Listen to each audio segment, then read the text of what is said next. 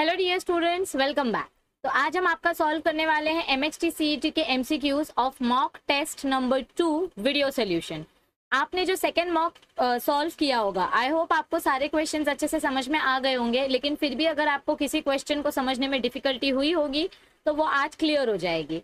तो चलिए स्टार्ट करते हैं आज के सोल्यूशन के साथ। सबसे पहला क्वेश्चन जो हमारे सामने दिया गया है, in a normal pregnant woman the amount of total gonadotropin activity was assessed. मतलब एक नॉर्मल प्रेग्नेंट वुमन में कितना गोनाडोट्रोपिन हार्मोन होता है वो चेक किया गया था। गोनाडोट्रोपिन हार्मोन क्या होते हैं? गोनाडोट्रोपिन रिलीजिंग हार्मोन्स जो हैं ये हमारे एफएसएच और एलएच हार्मोन को कंट्रोल करते हैं। तो what was the expected result? तो जब इस फीमेल का गोनाडोट्रोपिन लेवल चेक किया गया तो हमको इन 4 ऑप्शंस में से एक्सपेक्टेड रिजल्ट ढूंढ के बताना है। देखो, आपके सामने मैंने आपके टेक्स्ट बुक की एक फोटो डिस्प्ले की है। This is the gonadotropin hormones, और ये गोनाडोट्रोपिन हार्मोन्स आपका ब्रेन कंट्रोल करता है। कौन कंट्रोल करता है? आपका ब्रेन कंट्रोल करता है। So gonadotropin hormones they control the FSH and LH level, क्योंकि एफएसएच एंड एलएच की वजह से ही हमारा जो ओवरी है, मतलब हमारे जो ओव्यूल्स होते हैं वो मेच्योर होते हैं और एंडोमेट्रियम ब्लीड होता है और ईस्ट्रोजन लेवल ऊपर जाता है। सो एंडोमेट्रियम का थिकनिंग नहीं होता है। फर्स्ट ऑप्शन में क्या दिया गया है? Stimulates endometrial thickening. No, gonadotropin hormones कभी भी एंडोमेट्रियम को थिक नहीं करेंगे, वो एंडोमेट्रियम को पतला करते हैं। सेकंड ऑप्शन क्या दिया है? High levels of circulating FSH and LHS stimulate implantation of the embryo. ये एम्ब्रियो इम्प्लांटेशन नहीं करेंगे, ये ओव्यूलेशन में हेल्प करेंगे। So this is also wrong. High levels of FSH and LH in uterus stimulate endometrial thickening. देखो, आपको बार बार same चीज बोली जा रही है, एंडोमेट्रियल की थिकनिंग नहीं होती है एफएसएच और एलएच के वजह से। जब जब आपका एफएसएच और एलएच का लेवल ज्यादा होता है तब तब हमको क्या देखने को मिलता है कि एंडोमेट्रियम थिन हो रहा है, थिक नहीं हो रहा है, पतला हो रहा है। And last option is high level of circulating HCG stimulates estrogen and progesterone. So FSH hormone जैसे जैसे बढ़ेंगे वैसे वैसे ईस्ट्रोजन और प्रोजेस्ट्रॉन का लेवल भी बढ़ेगा। This is right. और जैसे जैसे प्रोजेस्ट्रॉन बढ़ेगा वैसे वैसे एंडोमेट्रियम की थिकनिंग बढ़ेगी। So option number 4 is the right answer. Okay, all right, चलो नेक्स्ट क्वेश्चन देखते हैं। Glucagon and insulin are dash type of hormones. आपके कंट्रोल एंड कोऑर्डिनेशन वाले चैप्टर में आपको एक पिंक बॉक्स दिया गया था जहां पर आपको हार्मोन्स के अलग अलग केमिकल प्रॉपर्टीज बताए गए थे। Amide hormones, peptide hormones, steroid hormones. तो उसमें से ग्लूकागॉन और इंसुलिन ये दोनों कैसे टाइप के हार्मोन्स हैं? ये दोनों पेप्टाइड टाइप के हार्मोन्स हैं। तो आई होप आपको ये क्वेश्चन का आंसर मिल गया होगा। कंट्रोल एंड कोऑर्डिनेशन चैप्टर देखो। Next, major functions of kidneys are regulated by. Kidney का सबसे ज्यादा फंक्शन कौन रेगुलेट करता है? देखो, हमारा जो हाइपोथैलेमस होता है वो एडीएच और ऑक्सीटॉक्सिन हार्मोन बनाता है। ये एडीएच हार्मोन को हम बोलते हैं वेसोप्रेसिन हार्मोन। ये कौन सा हार्मोन है? वेसोप्रेसिन हार्मोन है। इसी हार्मोन की वजह से हमारी बॉडी में ऑस्मो रेगुलेशन मेंटेन रहता है, यानी हमारी बॉडी का जो वाटर बैलेंस है वो मेंटेन रहता है। तो किडनी के फंक्शनिंग को प्रॉपर हेल्प करने में कौन हेल्प करता है? प्रॉपर फंक्शन करने में हाइपोथैलेमस हेल्प करता है। So the correct answer is hypothalamus. Next question. Why copper ions released from the copper releasing IUDs suppress sperm motility? Okay, देखो क्या बोला गया इधर पे हमको कि अगर हमारे कॉपर आयंस रिलीज होते हैं कॉपर रिलीजिंग आईयूडीज से तो उसके वजह से क्या होता है? आपके स्पर्म की मोटिलिटी कम हो जाएगी। यस, आपका स्पर्म जो है वो मतलब आपका यूटेरस अनसूटेबल हो जाएगा। नो, अनसूटेबल किसके वजह से होता है? हार्मोन वाले आईयूडी के वजह से होता है, मतलब प्रोजेस्टार्ट के वजह से हमको ये देखने को मिलता है। So option number B is wrong. Suppress fertilising capacity of sperms. Yes, copper वाले आईयूडीज जब आप लगा देते हो तो इसके वजह से स्पर्म का कैपेसिटेशन स्लो हो जाता है। So option number C is correct. Make cervix hostile to sperms. No, this is wrong. ये भी आपके हॉर्मोन्स वाले आईयूडी के वजह से ही देखा जाता है। देखो, हमने 2 टाइप के आईयूडीज पढ़े थे, कॉपर रिलीजिंग आईयूडी, एक हार्मोन रिलीजिंग आईयूडी। तो उसमें से जो हार्मोन वाले आईयूडी है उसमें आपको बी और डी देखने को मिलेगा, और जो कॉपर वाले आईयूडीज है उसमें आपको ए और क्या देखने को मिलेगा? उसमें हमको ए और सी का फंक्शन राइट देखने को मिलेगा। सो option number 1 is the right answer. Next question, impulse for voluntary forced breathing starts in. देखो, ये हमने आपके 8th चैप्टर में पढ़ा था कि हमारा जो ब्रीदिंग सेंटर होता है वो पॉन्स वेरुली और मेडुला ऑब्लोंगेटा में होता है। सो इस क्वेश्चन का राइट आंसर है ऑप्शन नंबर 4।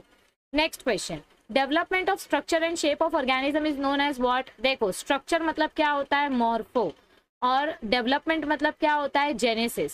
सो मॉर्फोजेनेसिस मतलब क्या होता है? Development of structure and shape of the organism. Morphology मतलब क्या होता है? लॉजी मीन स्टडी करना, और जेनेसिस मतलब क्या होता है? डेवलपमेंट करना। इसीलिए आपको अगर ऑप्शन नंबर 2 और ऑप्शन नंबर 3 में कंफ्यूजन होगा तो वो ऑप्शन क्लियर करके ले लो। Option number 2 is the right answer, क्योंकि इधर पे डेवलपमेंट बोला गया है। अगर इधर पे स्टडी बोला जाता तो ऑप्शन नंबर 3 राइट आंसर आता। Next question, events from deposition of pollen grain on stigma to the entry of pollen tube in the ovule are called what. समझो ये आपका फीमेल का स्टिग्मा है, ओके, ये स्टाइल है और ये ओवरी है, और यहाँ पर आपने अपना पोलन ग्रेन रखा है। सो जब आपका पोलन ग्रेन आपके स्टिग्मा के ऊपर आता है, फिर इसमें पोलन ट्यूब बनता है, फिर ये पोलन ट्यूब आपके एम्ब्रियो सैक में एंटर करता है।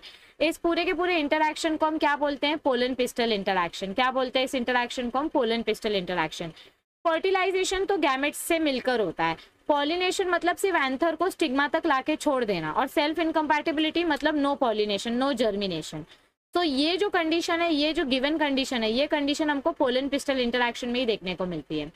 Enzyme enolase catalyses the conversion of two phosphoglyceric acid to phosphoenol pyruvate in presence of dash which is the cofactor. तो इसमें से कौन सा पर्टिकुलर कैटलिस्ट कोफैक्टर का काम कर रहा है? मैग्नीशियम। ये आपके 11th स्टैंडर्ड का रेस्पिरेशन वाला चैप्टर है। Growth rate in India is increasing due to, हमारे कंट्री में कंटिन्यू ग्रोथ क्यों इंक्रीज हो रही है? क्योंकि डेथ कम हो रही है और बर्थ बहुत ज्यादा हो रहा है। मतलब इंसान मर कम रहे हैं लेकिन पैदा ज्यादा हो रहे हैं। सो इसके वजह से पॉपुलेशन इंक्रीज हो रहा है। इन ड्रायोपिथेकस नंबर ऑफ टीथ वर, देखो ये तो आपके टेक्स्ट बुक के टेबल में दिया था। ड्रायोपिथेकस एनिमल्स के पास कितने नंबर ऑफ टीथ हुआ करते थे? 32। सो option number 3 is the right answer. Which one of the following is responsible for the control of reflex action. हम ये बचपन से पढ़ते आ रहे हैं। रिफ्लेक्स एक्शन को कौन कंट्रोल करता है? Spinal cord, and spinal cord is a part of central nervous system. So option number C is the right answer, यानी 3 ऑप्शन नंबर राइट आंसर है। Minerals of soil are derived from which of the following. Soil के जो minerals होते हैं वो rock के weathering के वजह से पाए जाते हैं। किसके वजह से पाए जाते हैं? रॉक के वेदरिंग के वजह से पाए जाते हैं। So option number 2 is the right answer.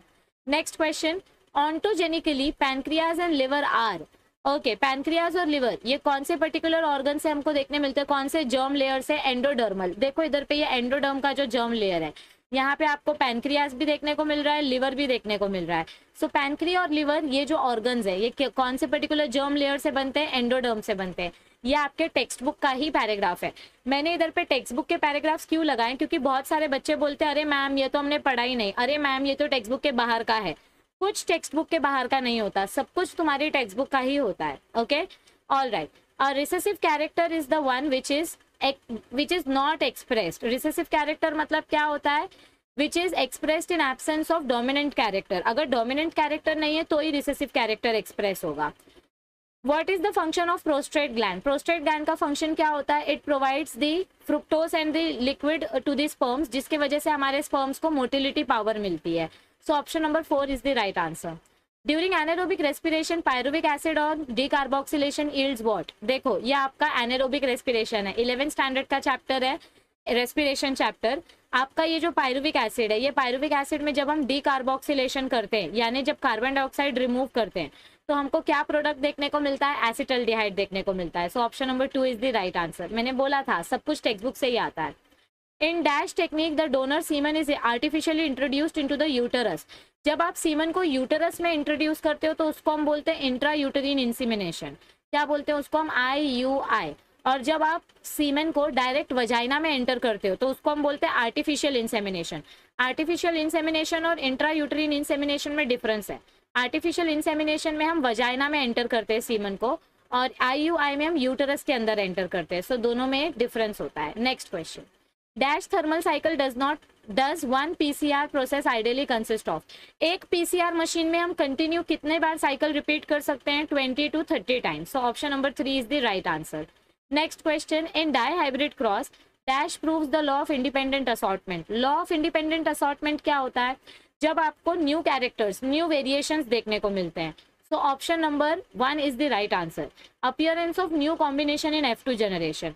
F2 generation में आपको 1:2:1 ऐसा कुछ देखने को मिल रहा है। या डाई हाइब्रिड क्रॉस की अगर हम बात करें तो डाई हाइब्रिड क्रॉस में 9:3:3:1 हमको फिनोटिपिक रेशियो देखने को मिलता है। तो ये देखो यहाँ पे आपको ये जो अलग वेरिएशंस, कहाँ गया मार्कर? 1 मिनट रुको बच्चा। हाँ, तो इधर पे देखो ये जो हमको बीच के इंटरमीडिएट न्यू कैरेक्टर्स देखने को मिल रहे हैं, किसके वजह से देखने को मिल रहे हैं? इंडिपेंडेंट असॉर्टमेंट के वजह से। तो ये न्यू वेरिएशंस की वजह से पता चलता है कि gametes always assort independently. Next question, which of the following natural boundaries is used for giving protection to fauna only? Fauna मतलब क्या होता है? एनिमल्स। तो एनिमल्स को प्रोटेक्ट करने के लिए हम क्या डेवलप करते हैं? सेंचुरी पार्क्स डेवलप करते हैं। So option number 2 is the right answer. Which of the following pair of plants parts are haploid? Plant का कौन सा पार्ट हेप्लॉइड होता है? तो देखो, megaspore mother cell is diploid, antipodal is haploid. Nucellus क्या होते हैं? Nucellus is also diploid, antipodals are haploid. Nucellus is diploid क्योंकि न्यूसिलस से ही मदर स्पोर सेल्स बनते हैं।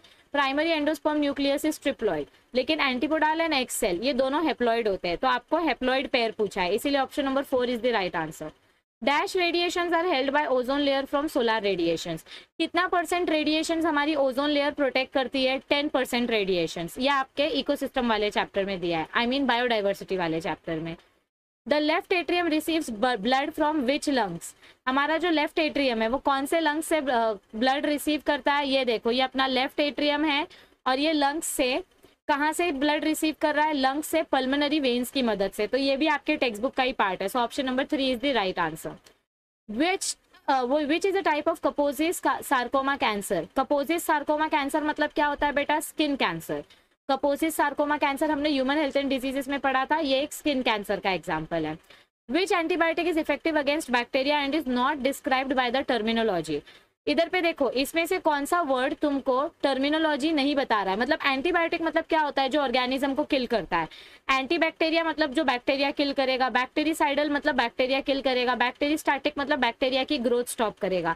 लेकिन पैथोजेनिक वर्ड का मतलब होता है डेंजरस। हमको यहाँ पे एंटीबायोटिक टर्म रिलेटेड पूछा गया है। So pathogenic is the wrong word, इसीलिए आपको ऑड वन आउट ढूंढना था। Option number 4 is the right answer.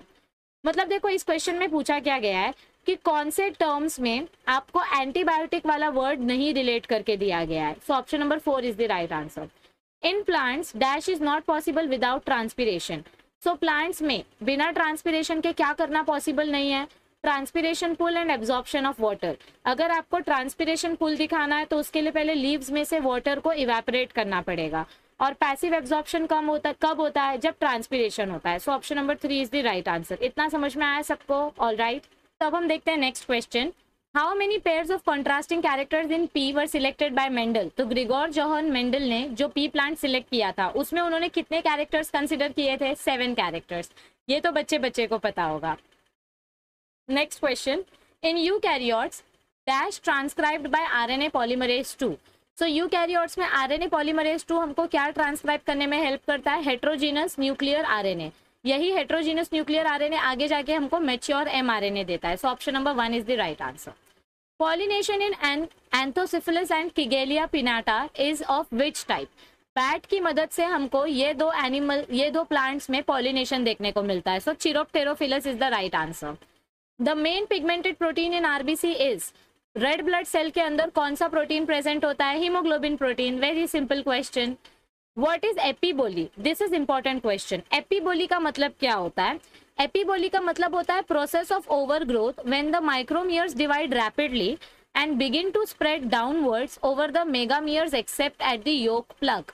मतलब अगर आपके फीटस के अंदर आपको एक्सेसिव ग्रोथ देखने को मिल रही है और जो कि प्रॉपर जर्मिनल लेयर्स नहीं बना रहा है, उसको हम बोलते हैं एपीबोली। मतलब इम्प्रॉपर ग्रोथ और improper development of the germinal layers.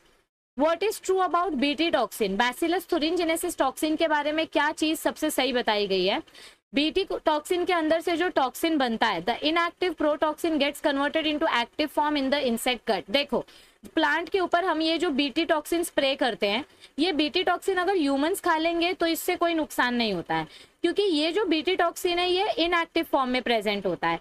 ये एक्टिव कब होता है? जब ये इंसेक्ट के स्टमक में जाता है। जब ये इंसेक्ट के स्टमक में जाता है तभी ये एक्टिव होता है, क्योंकि इंसेक्ट के स्टमक में एक स्पेशल टाइप का एंजाइम होता है जो इसको एक्टिवेट कर देता है। So option number 3 is the right answer.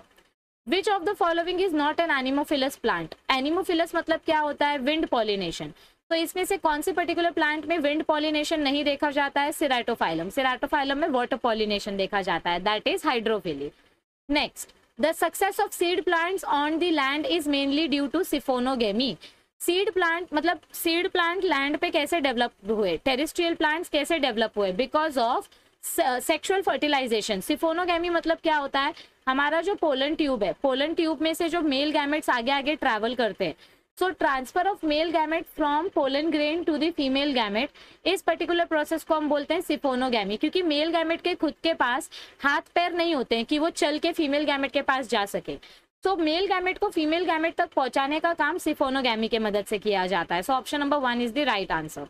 In a DNA molecule thymine is 20% and guanine is what. देखो हमेशा याद रखो, ये क्वेश्चन आता ही आता है, ये एग्जामिनर्स का फेवरेट क्वेश्चन है। कभी भी आपको परसेंटेज में अगर कोई भी क्वेश्चन पूछा है तो आप इसको 100% में से कैलकुलेट करो। 100% में से आपको क्या बोल दिया है कि 20% आपका थाइमीन मॉलिक्यूल है। अगर थाइमीन मॉलिक्यूल 20% है तो ग्वानिन मॉलिक्यूल का रेशियो क्या होगा, ये आपको पूछा गया है। तो 100 में से 20 गया, 80% बचा। अब एक कॉमन चीज आपको पता है कि अगर थाइमीन मॉलिक्यूल 20% है तो थाइमीन के साथ कौन बाइंड करता है, एडिनाइन। सो बचा हुआ 20% किसका होगा, एडिनाइन का होगा। सो थाइमीन का 20 और एडिनाइन का 20। देखो ये थाइमीन का 20 और ये एडिनाइन का 20। थाइमीन का 20 मुझे दिया हुआ है, एडिनाइन का 20 मैंने अज्यूम किया क्योंकि thymine always pairs with adenine और आपका डीएनए डबल स्ट्रैंडेड फॉर्म में होता है। इधर पे अगर थाइमीन प्रेजेंट है तो ये थाइमीन किसके साथ पेयर करेगा, एडिनाइन के साथ पेयर करेगा, और डीएनए डबल स्ट्रैंडेड होता है तो ये कॉमन सेंस है कि जितना थाइमीन है उतना ही एडिनाइन रहेगा। तो ये हो गया 40%। अब बचा कितना, 100 में से 40 गया तो कितना बचा, 60 बचा। अब ये 60 में से 30% will be guanine and 30% will be cytosine, क्योंकि इन दोनों के बीच का भी रेशियो इक्वल होना चाहिए। सो आपको पूछा क्या गया था कि ग्वानिन का रेशियो कितना होगा। सो ग्वानिन का रेशियो कितना होगा, ग्वानिन का रेशियो होगा 30%, क्योंकि साइटोसिन का रेशियो है 30% और एडिनाइन का रेशियो है 20%। तो आई होप आपको ये कैलकुलेशन समझ में आ गया होगा। Next question, haemophilia refers to the hereditary deficiency disease of. Haemophilia की वजह से हमको कौन सा डिजीज देखने को मिलता है, ब्लड कोआगुलेशन में, मतलब ब्लीडिंग रुकती ही नहीं है, कंटिन्यूअस ब्लीडिंग होती रहती है। The cranial nerves that control the activity of eye muscles are. आपके टेक्स्ट बुक में 9th चैप्टर में 9th चैप्टर जो कंट्रोल एंड कोऑर्डिनेशन का चैप्टर है उसमें आपको ऐसा एक क्रेनियल नर्व्स का टेबल दिया गया है। तो वो पूरा का पूरा 12 नर्व्स जो आपको बताए गए हैं वो आपको टेबल याद करने बोला था मैंने। सो इसमें से देखो ये वाला नर्व, ये वाला नर्व और ये वाला नर्व आई मसल कंट्रोल कर रहा है। So nerve number 3, 4 and 6, 3rd, 4th and 6th nerve I muscle control करते हैं। सो अगर ये टेबल आपको याद है तो ये क्वेश्चन याद रहेगा। Next question, oxytocin is released during what. Oxytocin के वजह से क्या होता है, कॉन्ट्रैक्शन होता है, यूटेरिन कॉन्ट्रैक्शन होता है, और यूटेरिन कॉन्ट्रैक्शन होगा तो बच्चा बाहर आएगा, मतलब चाइल्ड डिलीवरी के टाइम पे ऑक्सीटॉक्सिन रिलीज होता है। So parturition is the right answer. Second chapter का क्वेश्चन है यहाँ। When a nerve fiber is stimulated, the inside of the membrane becomes dash. जब आपका nerve fiber stimulate होता है, देखो ये रिलैक्स कंडीशन में है और ये स्टिमुलेटेड कंडीशन में है। सो जब अपना नर्व फाइबर स्टिमुलेट हो जाता है तो नर्व फाइबर के अंदर का चार्जेस क्या हो जाता है, पॉजिटिव, और बाहर क्या हो जाता है, negative. So the inside of the membrane becomes what, positively charged. So option number 1 is the right answer. Moving on to the next question, dash is not an example of vector of r DNA technique. Vector मतलब क्या होता है, postman, जो एक genome को दूसरे genome तक लेकर कैरी करेगा। सो बैक्टीरियोफाज, प्लाज्मिड, कॉस्मिड, ये तीनों वेक्टर है, लेकिन ह्यूमन जीनोम ये पूरा का पूरा ह्यूमन का डीएनए है। This is not the vector, ये वेक्टर का काम नहीं करता है, ये खुद पूरा डीएनए है। Next question, dash is the parasite which completes it's life cycle in a single host. तो इसमें से कौन सा पैरासाइट सिंगल होस्ट के अंदर अपना लाइफ साइकिल कंप्लीट करता है, एस्कैरिस लुम्ब्रिकॉइडिस, जिसके वजह से एस्कैरियासिस होता है। Next question, when pollination occurs on the surface of water it is called as what, epihydrophily, जो हमको वैलिस्नेरिया में देखने को मिलता है। So epihydrophily is the right answer.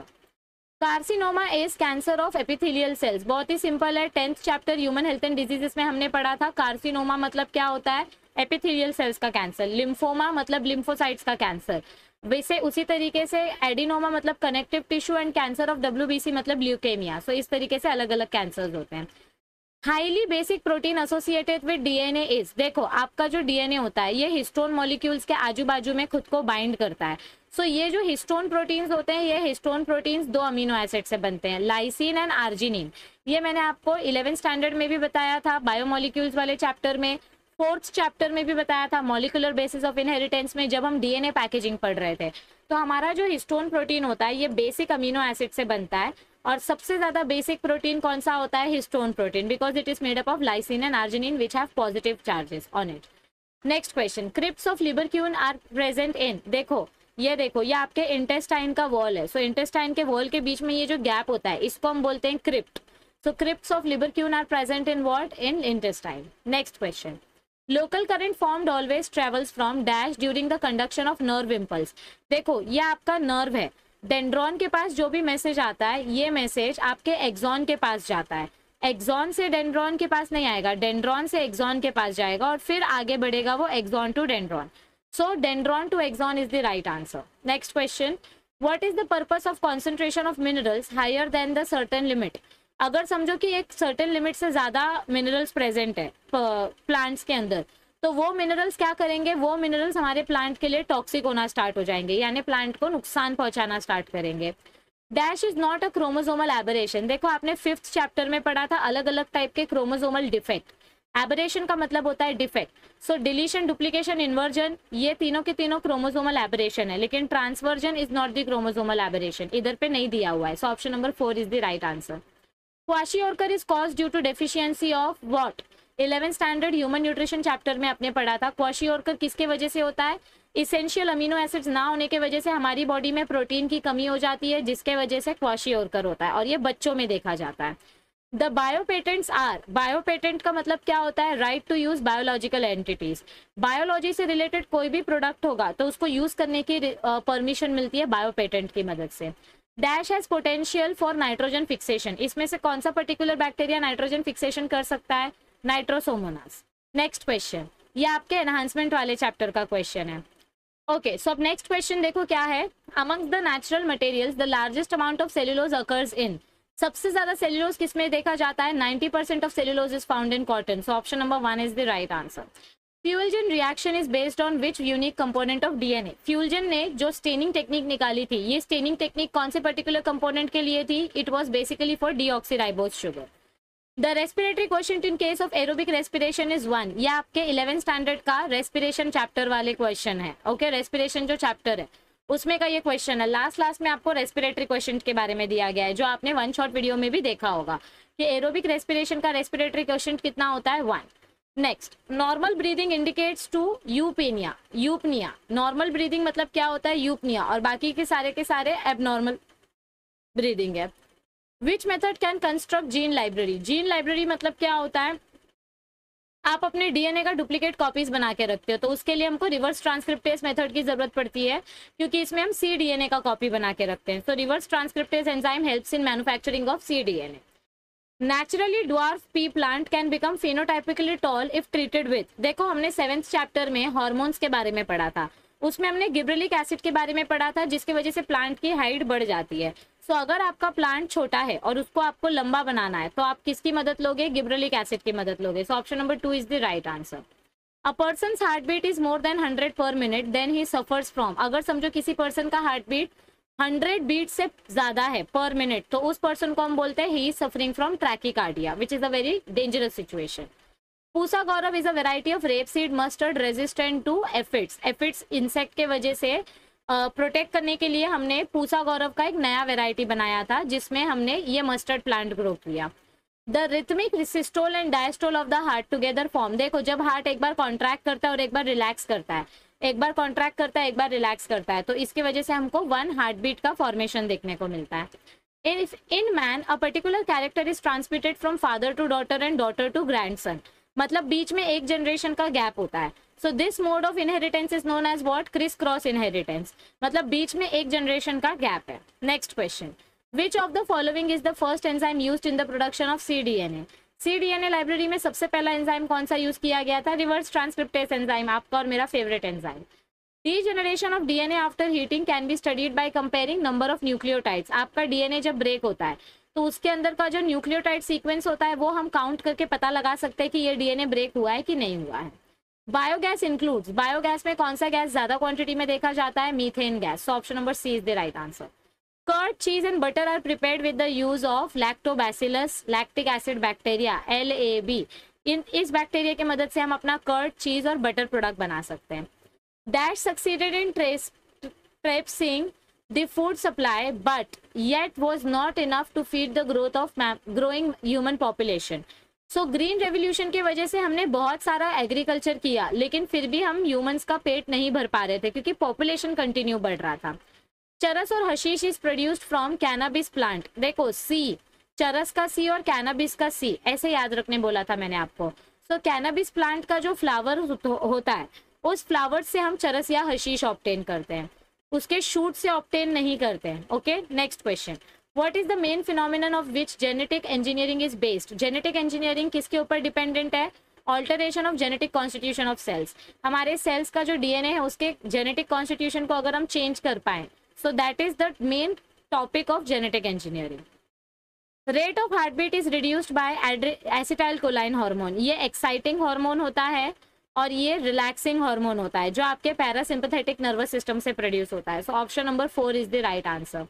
Gene transfer using Agrobacterium, Ti plasmid is specific for which of the following? Ti plasmid is specific for dicot plants. The parthenogenesis refers to a food which is seedless without fertilisation. So बिना seed के जो fruit बनता है उसको हम बोलते हैं parthenogenesis. Next, dash is a sensory nerve. देखो आपको जो 12 क्रेनियल नर्व्स दिए हैं, 12 पेयर ऑफ क्रेनियल नर्व्स का जो टेबल आपको दिया है 9th चैप्टर में कंट्रोल एंड कोऑर्डिनेशन में, उसमें आपको अलग अलग टाइप के नर्व्स बताए गए, sensory nerve, motor nerve, mixed nerve. तो उसमें से जो ऑडिटरी नर्व है it is sensory type of nerve. Next, the yellow colour of urine is due to the pigment urochrome. यह अपने 11th स्टैंडर्ड के एक्सक्रीशन वाले चैप्टर में पढ़ा था कि हमारा यूरिन येलो कलर का क्यों होता है, यूरोक्रोम पिगमेंट के वजह से। Next question, dash is an initiation codon. Initiation codon मतलब क्या होता है? Start codon which is AUG। ये तो आपको याद हो गया होगा।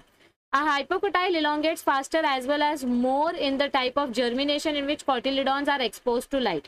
जितना ज्यादा लाइट एक्सपोज होगी, जितनी ज्यादा लाइट हमारे प्लांट को मिलेगी, उतना जल्दी हमारा प्लांट ग्रो होगा क्योंकि ऑक्सिन हार्मोन इजीली डिस्ट्रीब्यूट होता है।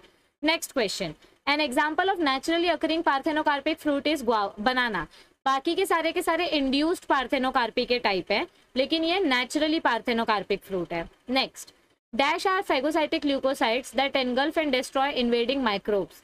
सो जो माइक्रोब्स हमारी बॉडी में घुस रहे हैं उनको किल करने के लिए हमारे पास न्यूट्रोफिल्स और मोनोसाइट्स होते हैं जो फैगोसाइटोसिस का काम करते हैं। What is the function of leghaemoglobin in root nodules of leguminous plants to regulate oxygen supply in cells? हमारे जो लेग हीमोग्लोबिन होते हैं उनका काम क्या होता है? ऑक्सीजन सप्लाई करना। एमिग्रेशन मतलब क्या होता है? एमिग्रेशन मतलब आउटवर्ड मूवमेंट। इमिग्रेशन, देखो आपको मैंने 2 टाइप का माइग्रेशन बताया था, एक एमिग्रेशन और एक इमिग्रेशन। इमिग्रेशन मतलब क्या होता है? अंदर आना, इनवर्ड मूवमेंट, इनसाइड। और एमी मतलब क्या होता है? एग्जिट लेना, बाहर जाना। तो option number 2 is the right answer. Clay and organic matter of soil have negative charges. They attract positively charged ions like which of the following? हमारे clay और हमारे organic matter के पास negative charges होते हैं। तो ये कौन से charges attract करते हैं? मतलब हमारा soil कौन सा charges attract करता है? ये सारे के सारे charges. Dash is responsible for linking of fragments of DNA. तो इसमें से कौन सा एंजाइम डीएनए के फ्रेगमेंट्स को कनेक्ट करने में हेल्प करता है? देखो जब डीएनए रेप्लिकेशन होता है और ओकाजाकी फ्रेगमेंट्स बनते हैं, तो ये पार्ट और ये पार्ट, ये पार्ट और ये पार्ट को कनेक्ट करने में कौन हेल्प करता है? DNA ligase enzyme. Ligase enzyme का काम होता है 2 फ्रेगमेंट्स को ज्वाइन करना, लिंक करना। Lichen does not grow on marbles and granites, ये तो आपको पता ही होना चाहिए। Transcription is a process by which आपको क्या देखने को मिलता है? An RNA molecule is synthesised on a DNA template. Double standard DNA की मदद से आपको सिंगल स्टैंडर्ड आरएनए मिलता है। इस प्रोसेस को हम बोलते हैं transcription. Okay, next question, before dehiscence of anther, जब आपका एंथर ब्रेक होता है उसके जस्ट पहले आपका जो एंडोथीशियम लेयर होता है वो फाइब्रस थिकनिंग प्रोड्यूस करना स्टार्ट कर देते हैं ताकि आपका पोलन ग्रेन जब बाहर जाए तो वो टफ रहे। ओके, एपिडर्मिस के तो डीजनरेट हो जाता है, उसका फंक्शन होता है प्रोटेक्शन देना। मिडल लेयर का फंक्शन होता है मैकेनिकल सपोर्ट करना, लेकिन डेहिसेंस के टाइम पे एंडोथीशियम का रोल होता है। Next question, genetic drift is the elimination of genes of some original characters of species due to epidemics. किसी बड़े बीमारी के वजह से जब कोई पर्टिकुलर ऑर्गेनिज्म गायब हो जाता है तो उस पर्टिकुलर ड्रिफ्ट को हम बोलते हैं जेनेटिक ड्रिफ्ट। ये 5th चैप्टर में हमने पढ़ा था। For what purpose PCR technique is used? PCR technique हम क्यों यूज करते हैं? अगर हमारे पास छोटा सा जीन है तो उसकी क्वांटिटी को एम्पलीफाई करने के लिए। So for amplification of a desired piece of DNA rapidly.